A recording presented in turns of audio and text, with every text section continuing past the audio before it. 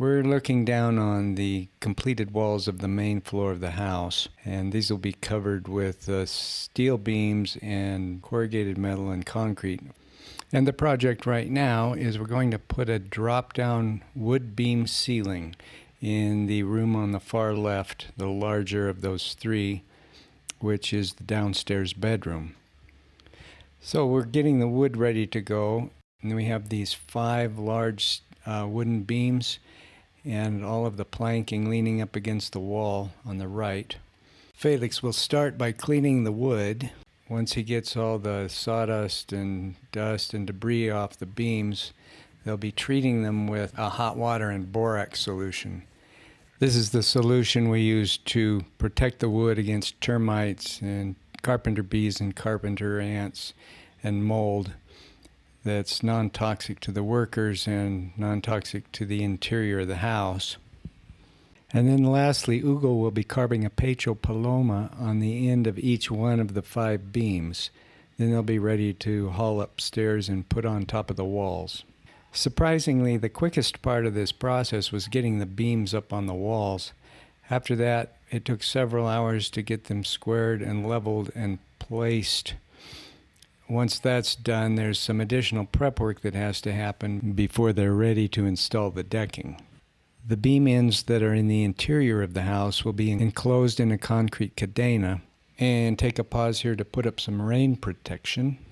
The beams with the pecho palomas that extend outside into the back side of the house will be resting on a concrete wall, and they will fill in between those beams with extended brick wall. So the rain tent is up, and they're back to work on the beams. Hugo has marked the location of each beam and also marked a location for a hole to drill where they will insert a piece of rebar that is then attached to the rebar cadena so that the wood is securely in place before the concrete is poured.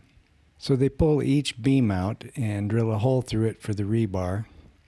And while they have it out, they wrap it in plastic and secure the plastic with tape, and that stays on permanently to protect the wood inside the cadena from the concrete.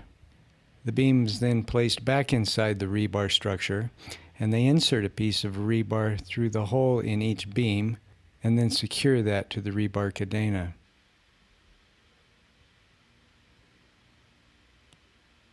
Then they construct a concrete form around that entire operation. And what else? Fill it with concrete. Over on the other end, they've secured the beams with some cross pieces of wood so they don't move side to side.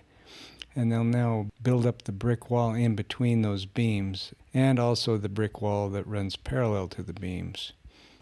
And just as expected, the rain is here.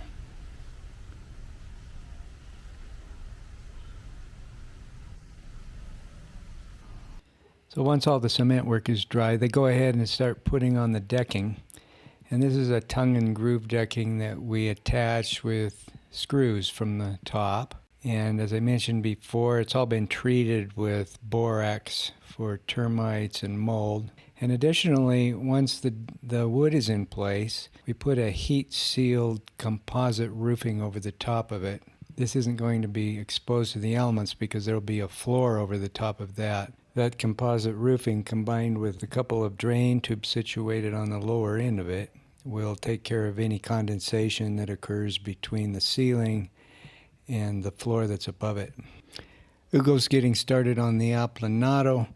This is the wall treatment we'll be using throughout the house. And when he gets this room done, it'll give a better idea of how these walls are going to look. The aplanado is similar to stucco. It's a mix of a lot of sand and some mortar and water. It's mixed thin enough that you can throw it at the wall and it'll stick. This is the first couple of coats, and it'll need a finish coat, and then we'll finish it off with white paint, and the floor will be tile. So that's it for this project, and we'll see you in the next video where we show how to make an arched doorway.